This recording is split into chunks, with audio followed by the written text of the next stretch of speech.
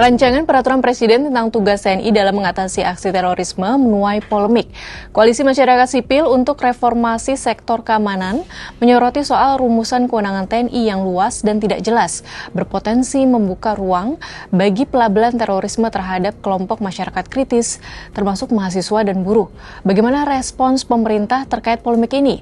Sebenarnya bagaimana juga aturannya? Kita bahas ya.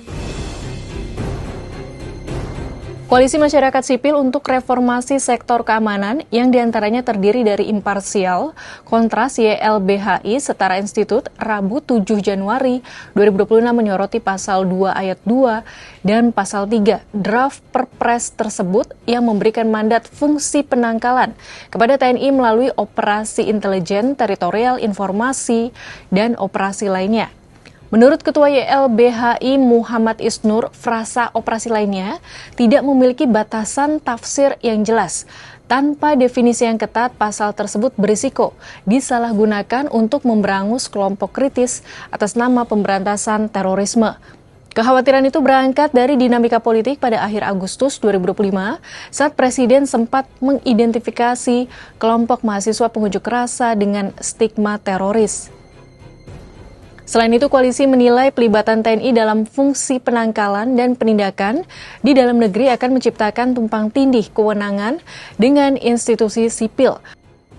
Undang-Undang Nomor 5 Tahun 2018 tentang Pemberantasan Tindak Pidana Terorisme telah memandatkan Badan Nasional Penanggulangan Terorisme atau BNPT sebagai koordinator utama pencegahan yang melibatkan kementerian terkait.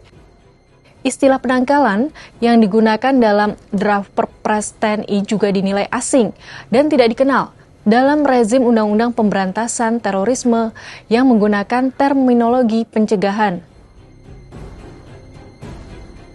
Terkait hal ini, Kepala BNPT Edi Hartono Rabu 7 Januari 2026 menyebut soal peran TNI dalam penanganan terorisme sudah sesuai dengan amanat undang-undang.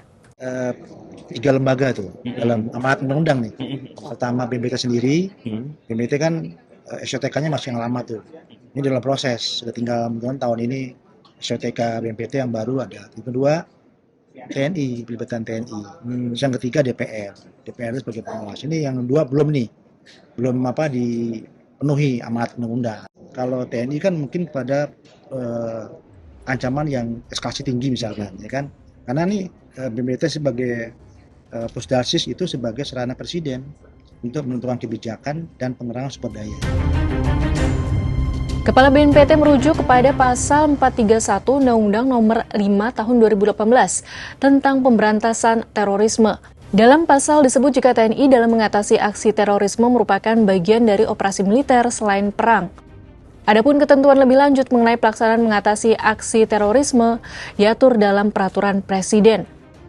Terkait dengan pengaturan melalui Peraturan Presiden, Direktur Imparsial Adri Manto Adiputra menyebut jika hal ini cacat formil, sebab merujuk pada Pasal 7 Ayat 2 Undang-Undang TNI dan Pasal 4 TAP MPR Nomor 7 Tahun 2000, pelibatan tersebut semestinya diatur setingkat undang-undang, bukan sekadar perpres.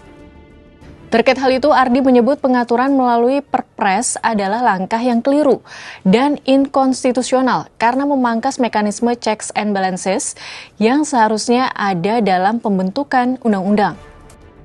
Sementara itu, anggota Komisi 1 DPR dari fraksi Partai Nasdem, Amelie Anggraini menyatakan, rencana Perpres pelibatan TNI dalam penanganan terorisme harus dibaca secara hati-hati dalam kerangka hukum nasional, tata kelola sektor keamanan, dan prinsip hak asasi manusia. Sahabat Kompas, tujuan negara dalam memberantas terorisme tidak dapat diragukan. Namun instrumen yang digunakan harus menjamin akuntabilitas serta tidak menimbulkan dampak yang melemahkan sistem demokrasi dan peradilan pidana. Kalau kamu bagaimana opininya terkait dengan polemik TNI yang dilibatkan dalam mengatasi terorisme dan diatur dalam Peraturan Presiden?